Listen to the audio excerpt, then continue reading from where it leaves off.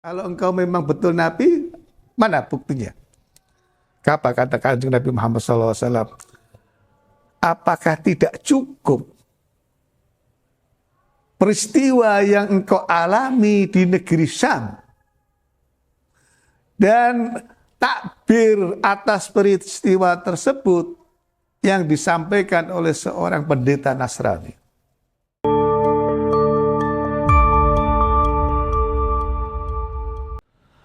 Assalamualaikum warahmatullahi wabarakatuh.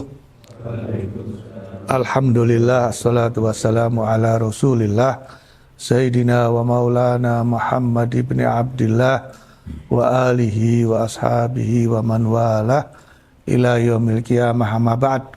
Saudara-saudara, malam hari ini kita akan membahas mukjizat Kanjeng Nabi Muhammad SAW di balik masuk Islamnya Sayyidina Abu Bakrin As-Siddiq, dari kitab Nurul Absar fi Manaqibi Ali Baitin Nabil Mukhtar. Saudara-saudara, kisah ini menarik, tidak banyak yang tahu kecuali yang membaca kitab atau yang mendengarkan pengajian kitab-kitab yang klasik. Sayyidina Abu Bakar yang sangat kita kenal itu, nama beliau saat di waktu jahiliyah itu Abdul Ka'bah, hamba Ka'bah. Nah, setelah masuk Islam diganti oleh Kanjeng Nabi bernama Abdullah. Abdul Ka'bah menjadi Abdullah. Abdullah ibnu Abi Kuhafah. Nama ayahnya itu mendapatkan atau memiliki kunyah Abu Kuhafah. Nama aslinya sendiri, nama asli ayahnya adalah Uthman bin Amir bin Amr bin Ka'ab bin Asad bin Taim bin Murrah bin Ka'ab. Bertemu silsilah nasabnya dengan Kanjeng Nabi di kakek buyut yang bernama Murrah bin Ka'ab. Nah, Murrah itu ayahnya Taim. Taim bin Murrah bin Ka'ab.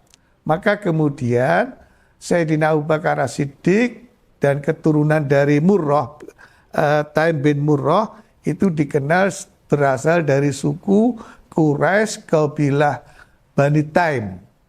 Kalau Kanjeng Nabi itu Quraisy Bani Hashim. Ya. Tapi ketemu di kakek buyut beliau Murrah bin Ka'ab. Jadi bukan orang sembarangan, suku Quraisy yang terpandang. Nah, yang kedua, tadi Utsman nama anunya, nama ayahnya. Nama beliau adalah Abdullah. Cuma tidak banyak orang yang mengerti, yang dikenal ya Abu Bakar As-Siddiq. Abu Bakar As-Siddiq. Kenapa beliau mendapatkan kunyah Abu Bakrin dan kemudian As-Siddiq? Yang pertama, Abu Bakrin ini karena beliau termasuk yang awal mula masuk Islam. Di antara orang-orang dewasa laki-laki adalah yang paling awal masuk Islam. Maka disebut dengan ayahnya orang yang paling gasik, paling tepat pakai bahasa Jawa, paling gasik masuk Islam. Ya. As-Siddiq, Sayyidina Ali karamallahu wajhah bahkan bersumpah gelar As-Siddiq itu didapatkan oleh Abu Bakar dari langit. Bukan sembarang gelar. Ketika beliau membenarkan apa yang dikisahkan oleh Kanjeng Nabi di dalam peristiwa Isra dan Mi'raj, Allah langsung memberikan gelar kepada beliau As-Siddiq.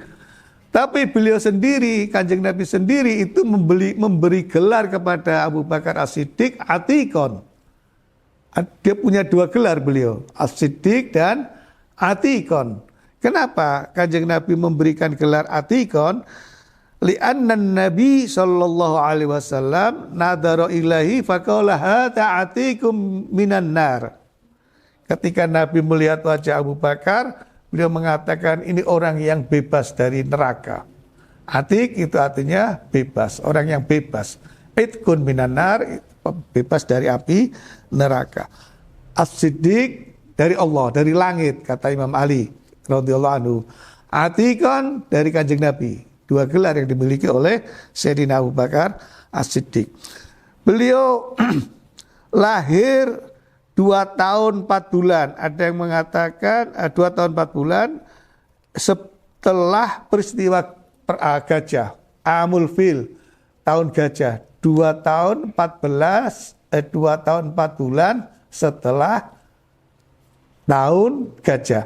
Artinya lebih tua Kanjeng Nabi 2 tahun 4 bulan. Ya. Dan ketika beliau masuk Islam itu berusia, ada yang mengatakan 37 tahun, ada yang mengatakan 38 tahun. Nah, kalau beliau berusia antara 30 dan 37 dan 38, berarti beliau menghabiskan sisa hidupnya menjadi seorang muslim kurang lebih 26 tahun. 26 tahun. Nah, sekarang peristiwa masuk Islamnya beliau. Sayyidina Abu Bakar seperti yang banyak kita ketahui dan insya Allah banyak umat Islam mengetahui, di waktu jahiliyah sebelum masuk Islam seorang pedagang saudagar yang kaya raya, bukan orang yang tidak punya, pedagang yang tangguh. Nah, suatu hari ketika dia sedang dalam perjalanan menuju bumi Syam atau Syria sekarang, kemudian istirahat di negeri Syam, tiba-tiba malam hari di dalam kamarnya itu matahari dia merasakan antara mimpi dan sadar, merasakan bulan dan matahari itu turun ke kamarnya tempat beliau istirahat ketika sedang berada di Syam. Lalu bulan dan matahari tadi dipegang, diletakkan di dadanya, kemudian dia ambil tutup, tidak dijelaskan apakah surbannya atau kain, dipakai untuk menutupi itu, dengan harapan supaya tidak hilang matahari dan bulan tadi itu. Tapi setelah itu pagi kemudian dia bertanya-tanya, ini apa ini? Peristiwa yang aku alami tadi malam ini isyarat apa? Maka dia mencari informasi siapa pendeta Nasoro atau orang pintar yang paham tentang takbir mimpi. Datanglah kemudian dia kepada seorang pendeta Nasrani. Pendeta Nasrani itu sebelum menjawab apa yang sudah dikisahkan oleh Sayyidina Abu Bakar radhiyallahu anhu, dia bertanya, min aina anta? Dari mana engkau? Qala min Makkah, aku dari Mekah. Tanya lagi oleh pendeta tadi, wa min ayyi qabilah? Dari suku mana? Dijawab, qala min Bani Taim. Tadi sudah saya jelaskan, Bani Taim bin Murrah bin Ka'ab radhiyallahu anhum. Engkau profesimu apa? Kata pendeta Yahudi, pendeta Nasrani tadi itu. Aku pedagang, seorang pedagang. Maka kemudian dijawab oleh pendeta Nasrani tadi, faqala lahu yakhruju fi zamanika rajulun yuqalu lahu Muhammad al-Amin. Nanti akan keluar di masamu di negeri Mekah seorang yang bernama Muhammad al-Amin yang berasal dari Bani Hashim dan dia akan menjadi Nabi akhir zaman. Pendeta Nasrani ini karena dia sudah membaca Taurat dan membaca Injil, dia menjelaskan tidak hanya itu tetapi sifat-sifat Kanjeng Nabi yang ada di dalam Taurat dan Injil. Kata pendeta tadi lebih lanjut, laulahu ma khalaqallahu samawati wal ard. Kalau bukan karena dia, yang dimaksud adalah Muhammad al-Amin, Allahumma shalli wa sallim alaihi, Allah tidak menciptakan langit dan bumi. Wa ma yakunu fiha, juga tidak akan menciptakan apapun yang ada di langit dan di bumi. Wa ma khalaqal anbiya wal mursalin, dan tidak menciptakan para nabi dan para rasul. Wa anta tadkhulu fi dinih, engkau masuk di dalam agamanya. Wa takunu wazir, engkau akan menjadi wakilnya, akan menjadi menteri, ya kalau diterjemahkan menteri.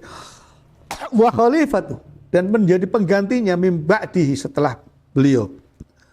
Nah, ini yang menarik, kata pendeta itu, wa qad wajadtu na'tahu wa sifatahu fil injil wa zabur wa inni aslamtu wa amantu bihi wa katamtu islami khaufan minan nasara.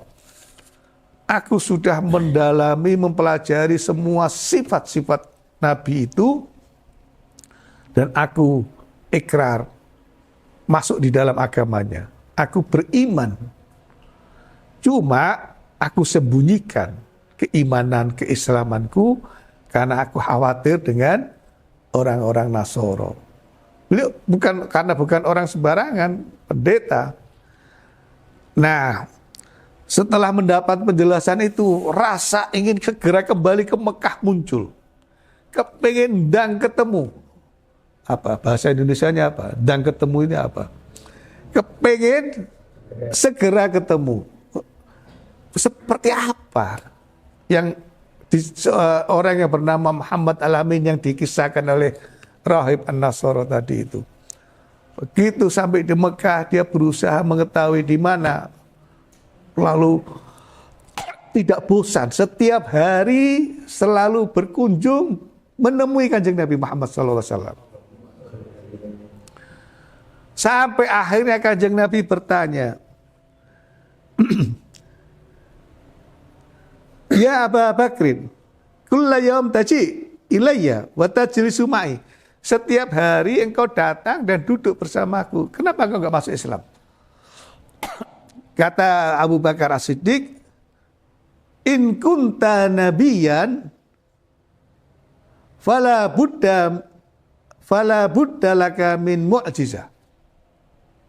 Kalau engkau betul-betul seorang nabi, maka engkau pasti punya mukjizat. Artinya Sayyidina Abu Bakar radhiyallahu anhu kepingin mendapatkan bukti ini benar-benar nabi apa enggak, atau hanya ngaku-ngaku nabi. Ya, kayak zaman sekarang. Maka kalau ada orang hari ini, kalau ada orang ngaku nabi, tanya minta mukjizatnya apa dia? Bisa apa dia? Ya, kalau enggak bisa apa-apa, ada orang mengaku malaikat Jibril tapi enggak kenal malaikat Israfil, kan aneh. Ngaku, ya. Apalagi malaikat Israfil enggak kenal, tapi ngaku malaikat Jibril. Kalau ada orang ngaku nabi, tanya mukjizatnya apa? Seperti Sayyidina Abu Bakar nanya, in kunta nabiyan fala budda laka mu'jizah. Kalau engkau memang betul nabi, mana buktinya? Apa kata Kanjeng Nabi Muhammad SAW? Apakah tidak cukup peristiwa yang engkau alami di negeri Syam dan takbir atas peristiwa tersebut yang disampaikan oleh seorang pendeta Nasrani? Kaget Sayyidina Abu Bakar As-Siddiq. Nabi tahu peristiwa apa yang terjadi yang dialami oleh Sayyidina Abu Bakar, dan Nabi hanya memberikan jawaban, apa tidak cukup dengan peristiwa yang kau alami tadi itu? Maka kemudian Sayyidina Abu Bakar As-Siddiq mengucapkan asyhadu alla ilaha illallah wa asyhadu anna Muhammadan Rasulullah. Masuklah Islam dan menjadi sahabat sekaligus mertua yang berjuang bersama Kanjeng Nabi, yang menemani Kanjeng Nabi ketika harus hijrah ke Madinah, yang digigit oleh ketika sembunyi di Gua Thawr sampai luka, tidak berani bersuara, takut kalau ada orang yang di luar, orang-orang musyrik yang mencari itu kemudian mengetahui di dalam gua itu ada yang bersembunyi, dan seterusnya sampai beliau menjadi khalifah Rasulullah Muhammad SAW. Mudah-mudahan kisah ini menginspirasi kita, Mudah-mudahan kita tidak akan mungkin bisa sama seperti Abu Bakar As-Siddiq. Meskipun nama kita Abu Bakar As-Siddiq, bisa saja kita ganti nama Abu Bakar As-Siddiq, tapi tidak akan bisa seperti beliau radhiyallahu anhu. Allahumma shalli wa sallim alaihi. Mudah-mudahan ada manfaatnya. Wallahul muwaffiq ila aqwamit thoriq. Assalamualaikum warahmatullahi wabarakatuh.